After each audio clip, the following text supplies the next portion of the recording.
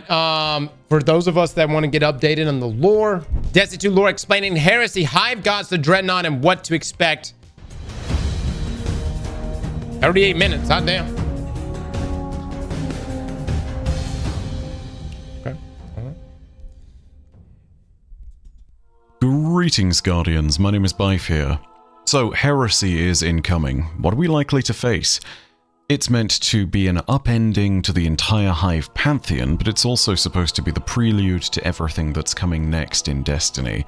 To say that a lot is riding on Heresy is an understatement. The most important one. In the past, there have been a lot of make-or-break moments for this franchise, and yet again, we are arriving at another one of them here. Yep. But Heresy, for what it is worth, feels tangibly different because it needs to establish something completely new. A threat that goes beyond what we've seen thus far, and a promise that there is something out there which is going to present us with a purpose as Guardians once again. With that in mind, I wanted to take a look at everything that we might potentially see in Heresy. It's always make or break. This time, though, there's not the... Well, we've got the final shape coming. You know, like in the past, we always have... It's like, we got the layout of different annual expansions. So we knew we had Beyond Light, Witch Queen, Lightfall, Final Shape. And so, like, if an episode leading up to the annual expansion was a bit weaker, which normally it never was, it was always stronger. But if it was a bit weaker, we always had in the back of our minds, like, okay, but we do know what we're going up against. We do know that there's a big bad out there, that being the Witness. However, we're living in a post-Thanos scenario here inside of Destiny. So, let's talk about what to expect from this final episode. First things first, for those of you who have been living under a rock and know no context about any of this, let's talk about some base common knowledge that you should probably have. Yes. We are certainly in this episode returning to the Dreadnought. The Dreadnought is a vessel that once belonged to Oryx, the Taken King, the father of Crota and brother to both Savathun, the Hive God of Cunning, and Xivu Arath, the Hive God of War. And of course, he was also the first Hive to ever take control of the Taken. His Dreadnought is also his throne world, or rather was, seeing as we defeated him back in the Taken King expansion. The fact that the Dreadnought is his throne world is a little bit paradoxical. It's something that shouldn't be possible because throne worlds normally are in a different dimension. This one is within our physical reality, and it is a testament to how powerful Oryx was. Dude, straight up, Oryx was such a beast, man. I mean, really, the fact that he converted his throne world and brought it into reality as the Dreadnought, that's so fucking beast. Something you also might probably not know is that the Dreadnought is made out of the remains of a worm god, Akka, the Worm of Secrets, the worm that straight Oryx up domain slew. expansion. That's mostly what we know, alongside what I said earlier about the fact that the Hive Pantheon is supposedly going to be flipped on its head, or shaken around a lot, changed irrevocably. If this does involve the Hive Pantheon, that means that our first real topic of conversation needs to be about the gods that are involved in this. So let's talk about that for a second.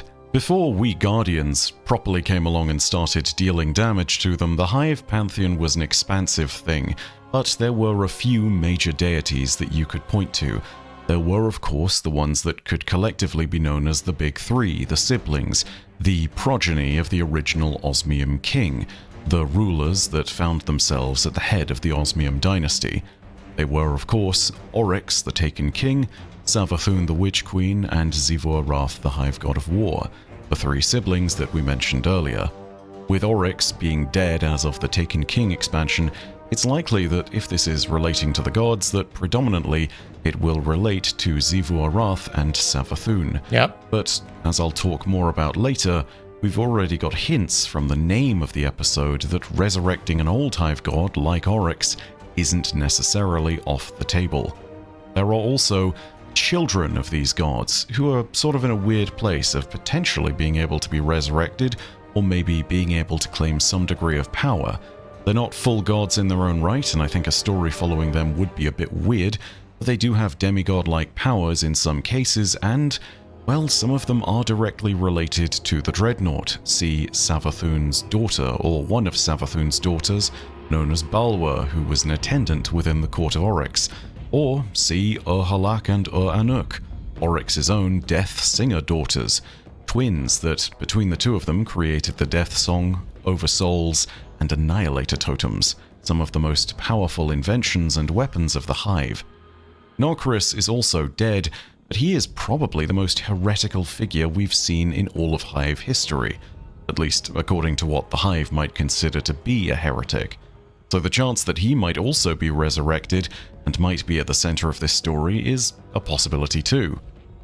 Then we have to think about the other gods within the pantheon, because yes, there are the big three, there's also the worm gods. These were the original gods that all the hive worshipped, and whilst Xivu, Arath, Oryx, and Savathun all rose to prominence and probably overshadowed these gods for the sake of their own power, they are still terrible figures and are technically the gods of all the hive, including Oryx, Savathun, and Xivu, Arath at the time. So they are very much still important. When we entered onto the scene back in 2014, 4 of the original 5 worm gods were still alive, and of course the worm mother Zeta was still alive back in Rolk's period. What a dope picture though, man. Look at that, dude. Look at that. That's how much of a beast Rolk was. Rolk was like, he goes over there, whoops that ass, tears open her mouth, and says, "I'm turning you into a generator." Pyramid. She was still a captive. The other remaining 4 that still lived were the Everhunger, Aya, the Keeper of Order, Zol, the Will of Thousands, and Yul, the Honest Worm. Arca, the Worm of Secrets, had been killed long ago by Alrix before he became Oryx, the Taken King. The Worm Mother Zeta would also die during the span of Witch Queen, when we fought Rolk above the Upended, which she was supposedly powering. And of course, prior to all of this, we killed Zol back on Mars in Warmind, during the span of, well, a very short campaign, and with the assistance of the Warmind Rasputin. So now we've gone down from 5 worm gods and a worm mother to just 3 worm gods, the Everhunger, Aya the Keeper of Order, and Yul the Honest Worm. As best we know from limited intelligence we have on the subject, Yul is the greatest of the remaining worm gods, so great in fact that he was looking at Zol with the intent of devouring him to obtain his power. Though it does appear that at some point in the past, Aya might also have had a certain degree of authority, and I say this because back in the Books of Sorrow, before the crafting of the Dreadnought had truly taken place, Aya was able to command Oryx to return to his throne world and set his house in order, and Oryx obliged that request. So maybe there is a little authority found within the Keeper of Order still. The worm gods as a whole are in a very interesting position right now, with Xivu, Arath having been weakened and with the Lucent brood no longer needing to satisfy the blood tithe of their hive worms thanks to the light of the Traveler. The worm gods are now in a place where they have more authority over some hive, but less over others. Savathun can safely disregard the children of Zeta, but their grip over Xivu, Arath has probably tightened even further, especially after the death of the Witness, who previously would have held dominion over all of them. If a power vacuum has appeared within those darkness-aligned hive, it is possible that the worm gods and Xivu, Arath are in open contest with each other, as is demanded by the sword logic. If we're also going to get even more technical about hive gods and who qualifies, then we also have to at least for a moment consider Eris Morn. Though she gave up her position as the hive god of vengeance at the end of the Season of the Witch, Eris is still a powerful figure to the hive. As Crota's Bane back in the earlier days of Destiny, she was a scourge to the broods of Oryx and Crota, commanding the Guardians to victory against all odds. In the more recent days, she is one of the only people who has been able to strike a significant wound to both Xivu, Arath and Savathun. Whilst neither were fatal, both were significant. Eris consumed much of Savathun's power in the moment where she killed the Witch Queen, and subsequently used that power to banish Xivu, Arath from her own throne world, rendering her mortal. The act of doing this went against the nature of the sword logic, and so she forfeited any godlike power that she'd gained from Savathun for this act. But she is still one of the most knowledgeable. Do you think Xivu right now in this expansion is going to be trying to recreate her throne world from whatever she's pulling from Rolk's pyramid ship? Or is it the Echo? The Echo. You think the Echo might give her the power to recreate her throne world? On the hive as a topic, and therefore, even though she doesn't have this power, she is worthy of respect. Nobody within the coalition knows the hive better than Eris, and those third-party sources, such as Toland the Shattered, should not be universally trusted. Stream's at 1, guys. They have their own agendas, 45 and their minutes. intent with our own actions is likely to further those agendas, potentially to our own death. The real question is Xivu an engaging enemy? There's been a lot of build-up, Is Xivu as engaging as Oryx or Savathun? In my opinion, I feel like Savathun had the best build-up. You know, the lies, the deceit, essentially being Osiris. To me, Xivu Arath is a bit one-dimensional. But she is the god of war. So what she's not supposed to be playing politics or doing any type of backstabbing or, sleight of hand. That's not her thing. Her thing is just to overwhelm you with just sheer numbers, which is interesting because we're supposed to be getting an activity similar to the coil. If it is, it's going to have to represent, and if it's Xivu we're dealing with, which is almost likely going to be, it's going to have to represent that overwhelming power. Detriment. So Eris should really be the one with the final say on this matter. And yes, when we talk about hive gods, we should talk about Eris. Finally, and on a note that will persistently come up in this video, we can't talk about hive gods without talking even so briefly about those who aspire to become them, and I think top of that list is Toland the Shattered, an old warlock who led Eris and her fire team down into the Hellmouth to face Rota, the son of Oryx, and who ultimately got them all killed, including himself. Though that was a part of his plan, he was able to cheat death via the death song of Yut, and he did so by creating a meager throne world within the Ascendant Plane's Sea of Screams. From this place, it's possible that he could reach out and take up the mantle that he suggested we should inhabit, the mantle of the Taken King. You see, Toland has always been a true believer in the sword logic ever since he deduced its infallible nature, and the thing about the sword logic to Toland is that it always demands structure. There is a structure to the idea that there must always be a most powerful one, and when we didn't take up the mantle of the Taken King, he called us squanderers. If Toland could somehow acquire a great degree of power through, say, maybe an echo, then maybe he himself might believe that he has enough power. Dude, we would beat Toland's ass literally day one, like first day of the expansion. And then on the top of that, on the narrative standpoint of Toland goes rogue and goes bad, Toland the Taken King, I'm just not that engaged by it. You know what I mean? I'm really not. It just doesn't pull me in. To reach out and find a means of taking up that mantle for himself. Of course, there are further possibilities. If the hive worship the sword logic and the power it grants them, then they are worshipping at the feet of a power greater potentially than even the witness. It is worth remembering that they have reached out to it before. That's right! Oryx's contact with the deep itself, as he called it, saw an entity beyond comprehension reaching back and dwelling within an unborn ogre. It spoke to him in a way that is unfamiliar for the witness, referring to itself as I, not we, representing a singular entity instead of the witness's plural compound being. It spoke to Oryx as though he was an old friend, and as though he was also that old friend's harsh mentor.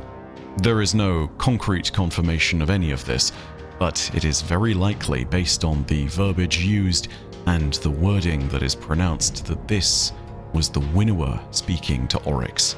And if the winnower is going to be the central part of any future saga in Destiny, it makes some degree of sense that its influence starts with the hive and potentially even starts on the Dreadnought. Again, that's a very big point, guys. Oryx, when talking to the voice in the deep, the wording that was used was I and not we, which automatically points to that not being the witness. So most likely the winnower. So it would make sense that Heresy is going to be the ramp up. I don't think we're going to get anything major for the winnower here. It's probably just going to be little lore bits and stuff, but more than what we got now. The most we got really about the winnower is based on the rate. That's it. All the episodes we've seen so far, there is one thing that we know for sure. Every episode has had an echo in it thus far. a source of both darkness and light that was ejected from the Traveler after the moment of the Witness's defeat. There were 3 echoes, and we have seen the fate of 2 of them thus far. In Echoes, the first episode, we saw that one of them had been claimed by Maya Sundaresh, and she was wresting control over the Vex on Nessus. In Revenant, we saw that Fikrul had claimed a second, and that he was using it to create the Revenant Scorn and to empower himself and those that followed him. In Heresy, well, we have no idea who's claimed it. We've known that Fikrul would have an echo for a long time, and we knew that the first echo had fallen into the hands of someone, which was eventually revealed to be the Conductor, and then was revealed to be Maya Sundaresh. But Heresy has remained, well, a mystery. We have no idea who has claimed the echo just yet, but anyone who has claimed it would have the power to influence the Hive Pantheon in a manner that might change them all forever. So, dude, what if Savathun? We're all assuming Xivu Arath is going to get the echo, but what if Savathun gets it? I don't know. I feel like we could trust her. I think Savathun's is actually good. I feel like we could trust her. I don't think that would be as compelling because I just feel like she's our greatest ally. Let's talk about possibilities. Who might have claimed the echo? Well, first of all, Xivu Arath. We've never seen the Hive God of War in the flesh, and if Bungie's looking to make a splash with Heresy, they might have decided to make her a central part of the story to the point where they're finally revealing her, and where they're making it so that she claims the echo. If she does claim the echo, then this is unprecedented for her. It not only gives her power over life, but also gives her the ability to use the light, just like Savathun does. And this might be the reason why the episode is called Heresy. After all, claiming the powers of the light in any way other than to devour it would make Xivu Arath a heretic by her own logic and laws. They believe the light to be a weakness. They believe that the darkness must stamp it out. However, it's worth remembering that claiming the light like this might represent a major break in Xivu Arath as a person. And I don't mean that to say that the character isn't well written. I mean it to say that she has gone through one of the more traumatic things that a Hive God might possibly have to endure. Being banished from your own throne world and losing your ability to be immortal is something that will absolutely have set her on the back foot. This might have left her weakened and desperate, and that might lead her into a place where she is perhaps desperate enough to be willing to betray everything that she's ever believed in.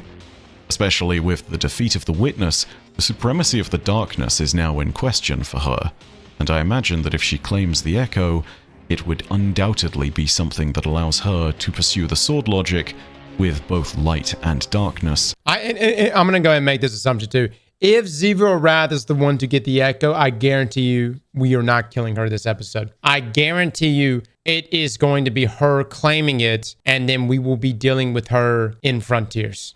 And thus, to some she is a heretic, even perhaps to herself. But she is still trying her best to live as she is meant to. This is the interesting point, I think, that gets brought up by Xivu Arath claiming it entirely. Heresy itself is an interesting thing to the Hive because heresy can have a lot of different meanings, and as it turns out, the power of the light does not necessarily stop you from following the sword logic. It is a tool that can be used. It is not to say that you believe in bomb logic to use the light. This is kind of the same idea that has been followed by Savathun's Hive Guardians. They have shown that they still worship the sword logic. They just allow each other to become sharper by letting their ghosts resurrect them so that they can learn in martial combat against each other. Right. This is one of those moments where, yet again, maybe we need to tie apart the light from the Traveler and the darkness from the Veil, or the Witness, or any other entity that might claim control over it, and state that one can indeed be a heretic in some people's eyes, but still follow the sword logic. There's interesting Hive philosophy to look at throughout this entire thing, and all of it really becomes complex if Xivu decides that yes, she will claim the echo. As far as our other likely contender is concerned, we of course have to talk about Savathun. She is likely to be the other claimant of the echo, or at least a driving force in the background of the narrative of this episode. She is also quite notably planning for what's coming next already. Savathun's first gambit against us was to claim the powers of the light. This allowed her to detach herself from the losing side of the witness and to obtain an even greater form of immortality in the process. It's worth remembering that she is now the most resilient being in all of Destiny, being the only person to have access to both a throne world and a living ghost.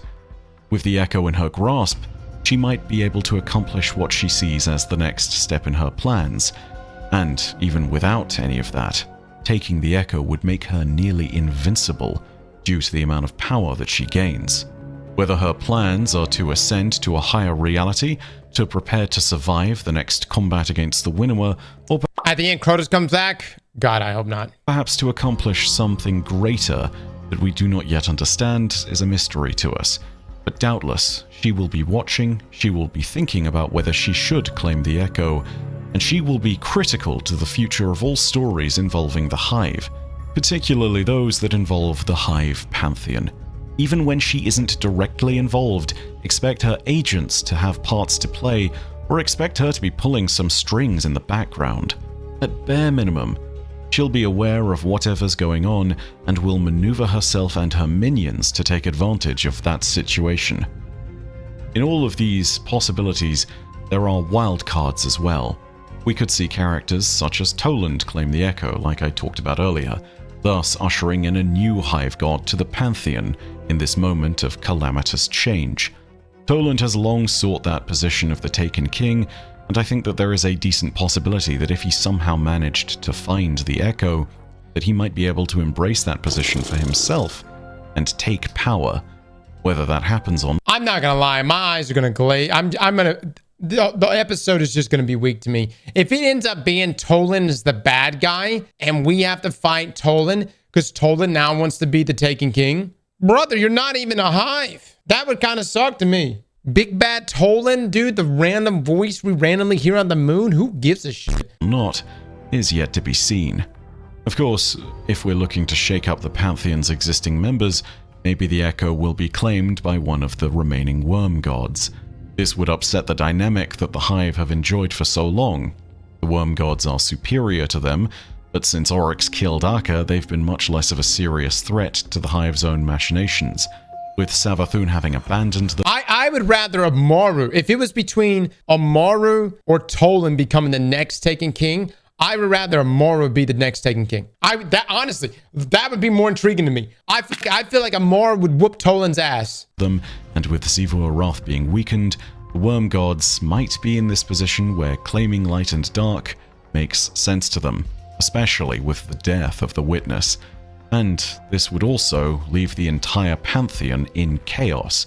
The Hive would have seen their gods betray them, and yet again, this makes for another moment at which Heresy's prediction of the entire pantheon being turned on its head come true. And then there is an even bigger question surrounding the Echo. Not just who would claim it, but who's inside the Echo. You see, every Echo contains the remnants of a civilization that was folded into the final shape by the Witness. In the instance of the previous Echoes, we saw that a Kugu commander was folded into Maya's Echo of Command, and an Elixni Elder was folded into Fikrol's Echo of Reese. The Echo of Reese, yes, that was likely to be Chelchis, the Kell of Stone, by the way, but we don't know that it was her for certain. So if this Echo is discovered and there is an entity within it, as there was with the last two, who is that entity going to be? Are they going to be an Echo of Fundament or something? Are they going to be a Hive-adjacent entity? If so, does that make them a survivor of the Ammonite, the first species that the Hive put to the torch? Maybe a memory of a helium drinker overlord? Maybe something else? Whatever the case, they must have been folded into the final shape by the Witness. Maybe it is one of the remaining worms that was left behind on Fundament. Who knows? Either way, again, the Witness is the key here, and whatever character is within the Echo must have interacted with them. Dude, where is Teox in all of this, guys? Is Bungie pulling on George R. R. Martin and just not going to ever bring up Teox ever again? Who? Man, this is what I'm talking about. We are not Destiny players. We are not on the same page. Look at Teox. Oh, she was bad, man. She was bad. She was so bad. Look. She raised all three of them little shits. Okay? Taught them everything they know. Taught them hand-to-hand combat. all right, was a straight up baddie on the court. Made the husband go crazy. Talked him into talking to a worm. Overthrew him. Cast the daughters out. She had a small little bit of emotion there where she was like some motherly love. Didn't quite kill them. Should have killed them. And that came to bite her in the ass. But then, everywhere she went, she knew exactly how to counter her 3 daughters. She fucking knew it. What she didn't expect was for Oryx to turn into Oryx and become the Taken King. That was a switcheroo no one expected. Anyways, but the point is, she didn't die. She's been on the run. We don't know where she is. If we are going back to the Dreadnought, it'd be best to know what we're up against. Beyond the basics, the Dreadnought has been floating in Saturn's orbit since Oryx's defeat. The circle it blasted... No, Teox is not the mom. That makes her even badder. Brother, she was the tutor who the king would occasionally... look, it was so good that he didn't even realize he was being overthrown until he was overthrown. That's how good it was. And look, y'all know how word around the system says once you go hive, you can't go back. So I'm just saying, to be at that level, even beyond. Still there, as it hasn't had enough time for the asteroid belt to return to a more normal state and heal that scar. The preview for the episode seemed to imply that we would become sort of the navigators of the Dreadnought. Yep. This might imply that we are the ones who'll be pushing to take control of the hive in some fashion. If not the hive, then the Dreadnought itself. This matters because the set of armor referenced in this conversation is a hive armor set that is being called the Navigator armor, and that word Navigator is really the key. This is a reference to Oryx's position as the first Navigator. Oryx, being the Taken King and at one time the most powerful hive god, made him one who was capable of commanding entire legions, and, of course, he was the one that would adequately chart their course into the deep, towards the final shape. So, if we're going to claim the Navigator armor, are we perhaps making our own pathways into the deep? Speaking of charting our way into the deep, Oryx's throne world is something that will undoubtedly still exist. Perhaps I should clarify. The Dreadnought as its entirety is not Oryx's throne world. The inner reaches are. The Dreadnought is baleful armor that encapsulates the throne world. And the throne world does exist in real space, as it has been turned inside out. The Hive still celebrate this if they're keeping to their old holiday of Inversion Day, which they celebrate by turning things inside out. It's worth remembering that within this particular cyst, this throne world that Oryx made, there are potentially staggering items of power that are still around. For example, the Tablets of Ruin can be found in Golgoroth's cellar, which might include the knowledge of the powers to take. Remember that this same knowledge was used by the Witness to literally abduct planets. So ultimately, if you're looking for some kind of super weapon, yeah, you've got one right there, just waiting in the middle of Golgoroth's cellar. But that's not the only one.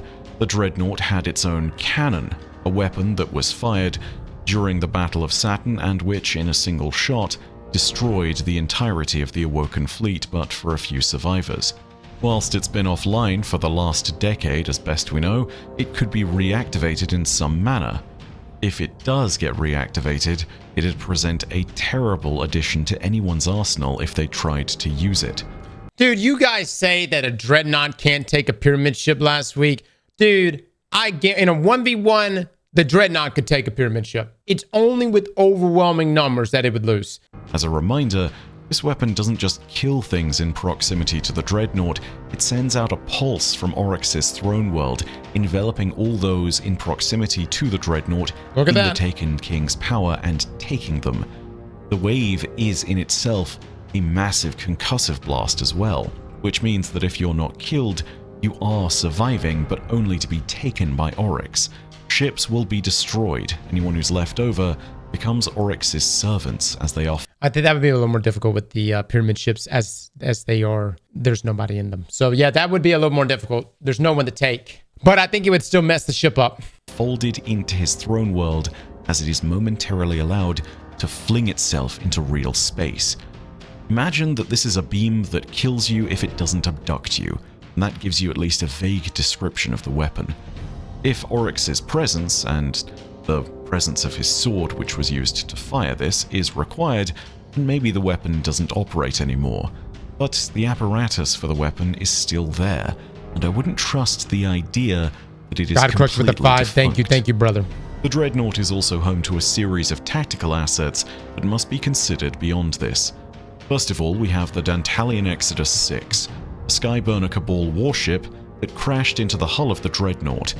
At worst, this wreck is just a shell filled with more hive, but at best, it might become a functional command post from which we would be able to conduct some operations on the Dreadnought. They might be performed with the help of Empress Keitel and her agents, who would know the ship's systems better than us. The ship is also important because of the path through the Dantalian Exodus 6, which leads us towards the Dreadnought's core. This is a critical tactical objective that we absolutely must secure given what we know about it. Whilst it's unlikely that the Hive would want to damage the core, it's something that we should seek to control and protect. And that's because of what happened, or nearly happened, back in the Taken King.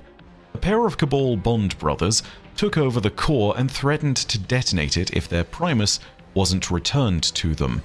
As it turned out, the Primus had been taken by Oryx and was then killed by us. There was no returning him at all. But the Vanguard projected that if the Bond brothers did detonate the Dreadnought's core, the resulting shockwave of destroying a paradoxical throne world would destroy half of Sol. Yes, half the solar system. So yeah, we do need to keep that out of the hands of bad actors, because otherwise they happen to have the biggest improvised explosive in history within their grasp. The Dreadnought is wild in that way.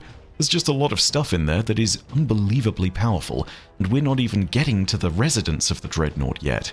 These residents might at least be a little bit less organized than they were 10 years ago. When Osiris visited the Dreadnought, he tapped into the Hive's intelligence networks and perceived that the Dreadnought was filled with chaos. This chaos might have given room for even greater foes to arise, though, and that's because Oryx's Dreadnought also had something containing powerful foes, a prison facility, namely the Hanging Crypts. It's within these crypts that Oryx imprisoned some of the most powerful Hive that ever tried to rise against him, including Alakul, who at the time was known as the Darkblade. Alakul raised an entire brood worth of Hive in order to try and take Oryx's place. He failed and was imprisoned here until he was eventually killed by us. The thing about the entirety of this Hive prison facility, though, is that it's massive. It is cavernous, and the Darkblade was just one resident of this prison. The silent brood that resides within it, be they either prisoner or guard, may be in chaos, but if there is a powerful individual that lies at the heart of all of this, they might be able to rise from the crypts and take advantage of the chaos left by a power vacuum. And this is to say nothing of what lies deep near the heart of the vessel, the Court of Oryx. If you're looking for powerful Hive, this is another place to find them. This is the High War, where Ascendant Hive of old would come to learn at the foot of Oryx's teachings. It is where the greatest generals did battle against each other to sharpen themselves, and where Oryx's Ascendants rose to bring their tribute to their god. If any of those powerful Hive are still about, that might be something we need to contest as well. Yes, he's live. Only to stop them from uniting with their brethren throughout the system. Also remember that one of those Ascendants was Balwer, one of the daughters of Savathun. She never had a huge degree of narrative relevance, but with Savathun now actually being a major story character, it might be a change that Bungie could follow. Speaking of Savathun, it's likely that she has resurrected some assets within the Dreadnought and is running a kind of tactical ground war for control of it. I say this because some of Oryx's old brood turned up in the Ghosts of the Deep dungeon, in particular Oryx's right hand, the Sword of Oryx, known as Ekthar. He was resurrected as a Hive Lightbearer and turned into the Shield of Savathun, a Hive Lightbearer knight who we fought and killed in the process. They were leading an operation to find Oryx's corpse and resurrect it using a combination of necromancy and a Hive ghost. If they had turned Oryx into a Hive Guardian, who knows what would have happened. Regardless, Savathun had to find Ekthar and the other members of Oryx's brood somewhere, and it appears that they would have found that brood down within the Dreadnought. So it's likely that Savathun's ghosts have been here, and that as a result, a foothold might have been established by the Lucent brood. If that is what's going on, Oryx is gonna get we it. might see Hive battling other Hive, a novelty that we've not actually witnessed at all. Even in the Season of the Witch, when we saw various forces under Xivu Arath's command making their way through, we never actually saw the Lucent brood fighting a different brood of Hive. He Who knows what happens here? I would gather that if that has happened, Xivu Arath's brood might be on the back foot, given that Hive Guardians represent a unique tactical advantage that Savathun would be able to leverage. And then, amongst all of the chaos, amongst all of the various powerful Hive, amongst all of the terrible things on the Dreadnought that we need to take into account, there is a further, stranger part to the Dreadnought still, which is that in Heresy it looks as though the Dreadnought is somehow changing. Parts of it, and parts of the heretical arsenal weapons, can be seen in concept art, and these parts are peeling away, with the flesh of the ship being removed to reveal what can only be described as a skeletal structure beneath it. This is completely new to the Dreadnought, which may have always been a bit, well, frankly musky and dead, but has never been skeletal like this before. And if this is something that's happening, we don't know why it's happening.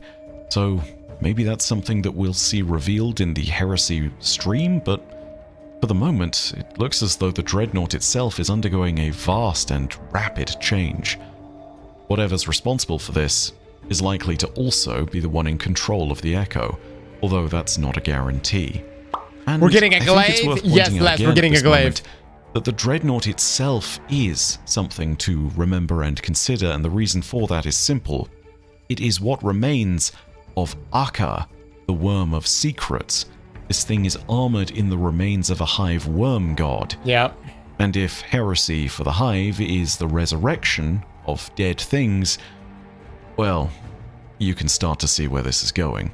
I don't know if that's how this would even function, but if someone is in control of the Echo and is trying to resurrect a dead worm god that is a part of the Dreadnought, well, there's a terrible chimeric thing going on there, and we should probably stop it.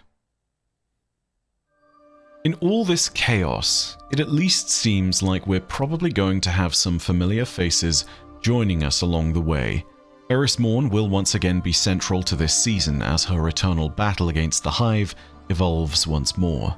Expect her to be our guide. Guys, they're not going to show anything until 1, though. We're good. Concerning the Hive. However, expect her to also have a newfound degree of confidence, ever since she dealt a mortal blow to Xivu Arath and even struck a killing blow against Savathun. She is now one who has a vast degree of experience actually killing Hive gods for herself, not just commanding armies against them. Regardless, she also knows Hive Apocrypha better than anyone, and one of the armor sets for this episode is an armor set that implies you are one of Eris's chosen champions. She will be central to this, make no mistake.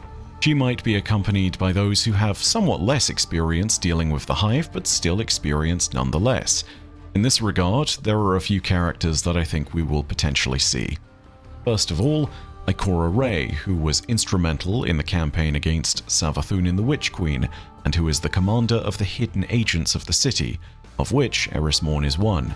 We might also see another close confidant of Eris Morn, Mara Sov, who has had to contest the Hive in the Dreaming City for many years, and who has also had to face Savathun in her own time. It's possible that Deputy Commander Sloane might also lend a hand here, especially if Xivu Arath is involved and is looking for a rematch. Got the taken arm. Empress Keitel's continual feud against the Hive might also demand her presence in this episode. After all, the Hive took Toro Bartle under Xivu Arath's command, and with a little bit of an assist from Savathun. Any way in which she can wound the Hive is a plus. There are also some Hive ghosts that might be involved in the story. Imaru would certainly follow Savathun wherever she went, and he wouldn't necessarily be looking to help us. Finch, on the other hand, knows the inner workings of the Lucent Hive and is indeed someone who we might be able to rely on and trust. He proved himself during the Witch Queen campaign, Ben's great, man. and is still our conspiratorial contact within the throne world. And finally, wherever Eris Morn goes, the Drifter is likely to follow. Oh, yeah. Eris and the Drifter, or Germain, or Wu Ming, whatever name he's running by at the time, have been on the verge of a romantic relationship for quite some time. The Drifter's latest quests, where he's asking us to ferry bento boxes to Eris, are just the latest evolution of that relationship. Yeah. It's one where they see each other with mutual respect. They've both survived their own hells, their own apocalypses, and have been changed for it. with the 5, thank you. And despite the darkness that surrounded them in both their tales, they were able to see some commonality.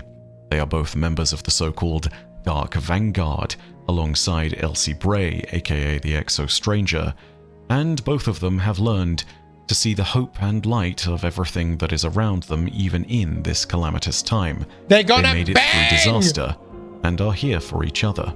I think if Eris is having any kind of narrative evolution, as she did in Season of the Witch, the Drifter will be there. And he will be one to support her and be in her corner, for the most part.